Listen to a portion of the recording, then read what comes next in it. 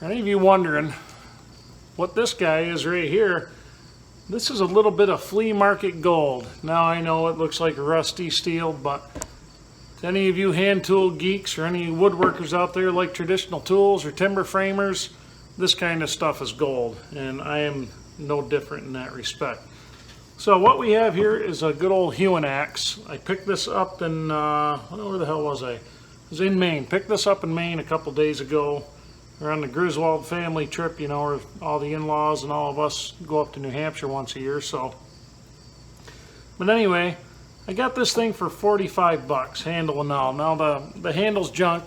It's a regular axe handle somebody put on there. It needs to be much shorter because when you're hewing, you tend to choke up on it, and that's how you get your really smooth surface. Now, there's a lot of pitting. You can see I've worked on it with a Lansky puck a little bit, trying to get some of it down. There's a lot of pitting. It's going to be quite a bit to bring this back, but I think we can bring it back all right. The bevel is actually not really pitted at all.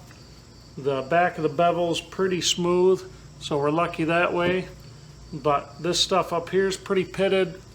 You can see where some mental midget drove this thing on with a hammer. All that has to be cleared out because theoretically I would like to be able to use the handle from both sides on this thing. I'd like to be able to take the handle out, flop it over so I can hit things from both directions. But yeah, pretty neat old axes, you know what I mean? You can find a lot of these up towards Maine, New Hampshire, stuff like that, but they're going for pretty good prices. This is the cheapest one I could find that was actually restorable, and it's not going to be perfect, but it will work just fine for what I'm doing with it. But anyway, so that's my ramble on that one. We'll try to get a little bit, see if we can get this thing shined up, get it sharpened up.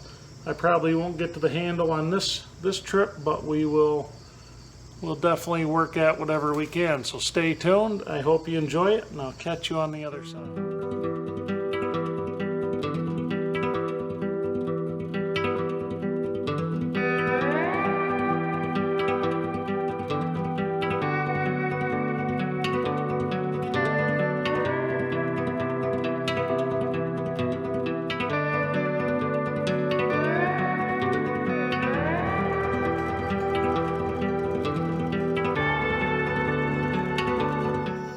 Alright, we've done a little bit of grinding on this thing now. I'm not really trying to reshape anything on this. I am trying to get, you see right here, I've got it real shined up. Somebody beat on the back of this thing with a hammer. They beat down there with a hammer. They beat up there with a hammer. Trying to put this homemade wonder handle on here.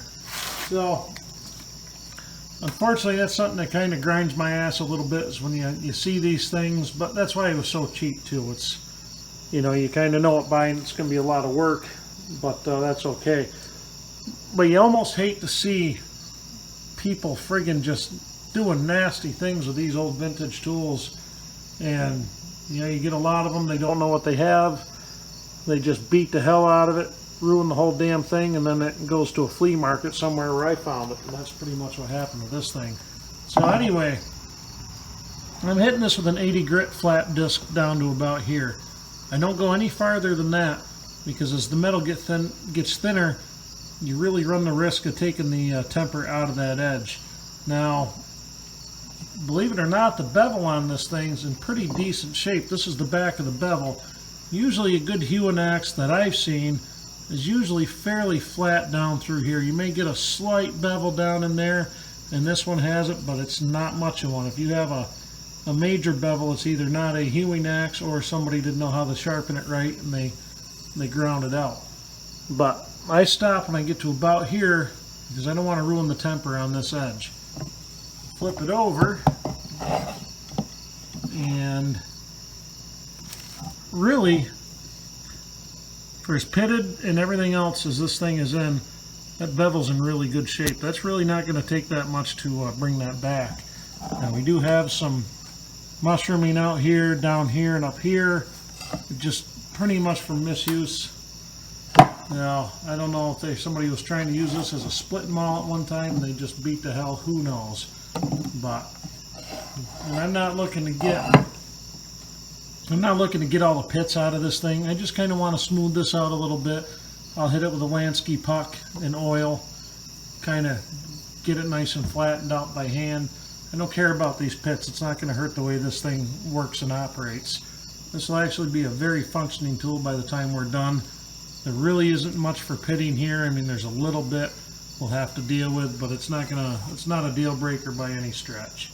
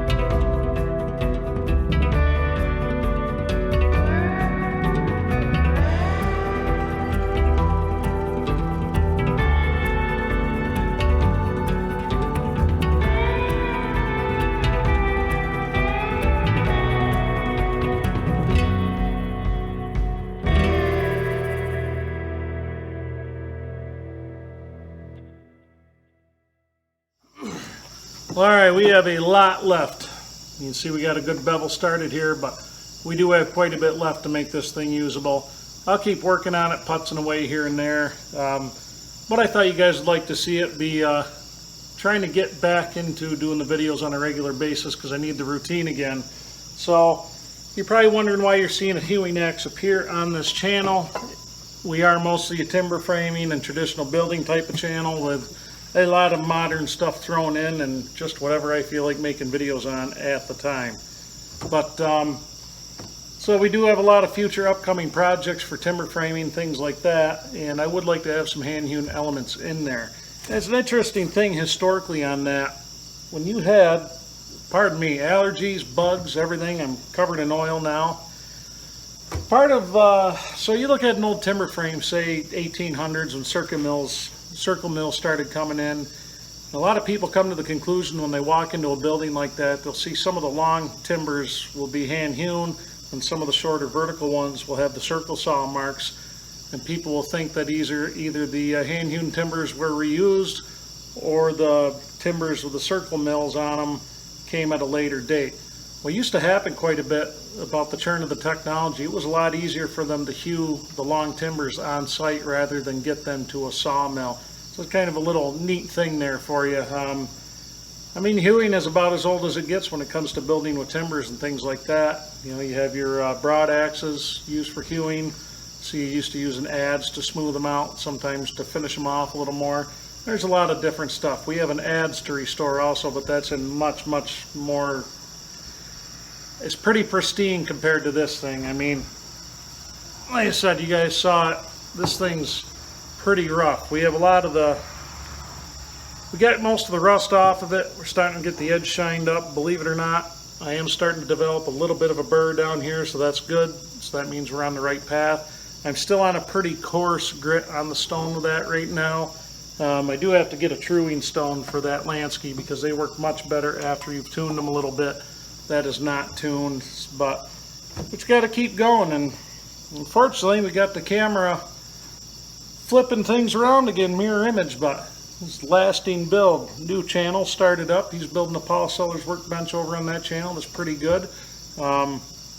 So that's what's going on. We are at 50% weight bearing right now. For those of you, the regular viewers, who are wondering where we're at with the healing process of this leg, I'm about 3 weeks from walking full weight, so it's going fast, guys. The last time I saw you, I said we were 6 weeks, so shows how slow it's been getting videos out. I've been putting more and more weight on it as I go, whatever is comfortable, whatever is tolerable, and I'm actually hardly, believe it or not, I'm using the crutches now mostly for balance, but I can stand in place now and work, which is awesome. Tomorrow I've got some help going to be here. He's going to set the, get another timber up on the horses for me, get some measurements for me. And that way I can keep going. So we will be cutting joinery here this week. You guys will be able to see that in between everything else, you know, physical therapy, belts and all that good stuff. But yeah, guys, we're in good shape here. Things are looking up. I don't really have much pain. Ankle feels pretty good. Everything's kind of tight, but it's actually feeling really good. We were up, we did our Griswold family vacation where my wife's entire family, we all go up to New Hampshire once a year. We venture into Maine a little bit, and that's where I picked up, those trips are usually planned a good year in advance, so I picked up a few tools I'll be showing you guys as we go. I picked up a really nice handsaw vise, handsaw tooth setter, things like that. Got them really cheap. If you're looking for old tools that you want to use, I tell you, check your flea markets out. You go past a place that says antiques, stop in. The stuff's pretty affordable. That Hewing axe, I got it for 45 bucks somewhere in there. Yeah, it was something like that. I can't remember, but it wasn't a lot. The really nice ones were just out of my price budget, seeing as how we are kind of things being what they are right now. There's not a lot of extra to spend on things, but that is okay. So anyway, I hope you guys are enjoying this. I tried to get you a little more consistent content out. It's just been, you guys know how it is, especially those of you who have been injured and, you know, long-term injuries.